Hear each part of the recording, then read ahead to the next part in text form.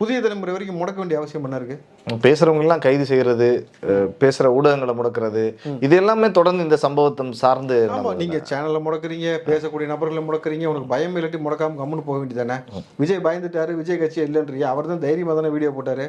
நான் CM sir, நான் என் வீட்டில் இருப்பேன், ஆஃபீஸில் இருப்பேன், என்ன வேணாலும் பண்ணுனாரு. ஏன் பண்ணல? நீங்கள் உண்மையாலுமே அரெஸ்ட் பண்ணணும்னு நினச்சிங்கன்னா அப்படி தானே பண்ணியிருக்கணும். அப்போ உங்களால் இதையும் செய்ய முடியல, இதையும் செய்ய முடியல. ஆனால் நீங்கள் அவர் மீது ஒரு அவதூறையோ ஒரு தவறான ஒரு பிம்பத்தையோ கட்டமைக்க தொடர்ச்சியாக முயற்சி எடுக்கிறீங்க பொழுது அந்த பிம்பத்தை இந்த பக்கம் வாரியர்ஸ் உட்காந்து உடச்சிக்கிட்டே இருக்கிறாங்கல்ல சார். வாரியர்ஸ்ன்றது யாரு? பொதுமக்கள். முதல்ல அது இவங்களுக்கு புரியுதா? வாரிசுன்னு தனியாக ஏதோ வேட்டுக்கிறதுலேருந்து வேலை செய்யறாங்கன்னு நினச்சிட்டு இருக்கிறேன். டே, அவன் காமன் பீப்புள்ரா. அவன் தான் உட்காந்து வேலை செஞ்சுட்டு இருக்கான் விஜய்க்காக.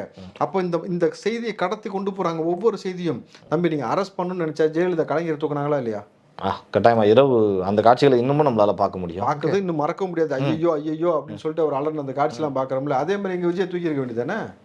ஓகே, கேட்டால் அதுக்கு புது விளக்கம் கொடுப்பாங்க. நாங்கள் வந்து பழி வாங்க விரும்பலன்ட்டு. பழி வாங்க விரும்பலையா? பெருந்தன்மை, முதல்வரோட பெருந்தன்மை அப்படிங்க. முதல்ல பழி வாங்குறன்றதே அரசியலமைப்புக்கு எதிராக செய்கிறது தான்.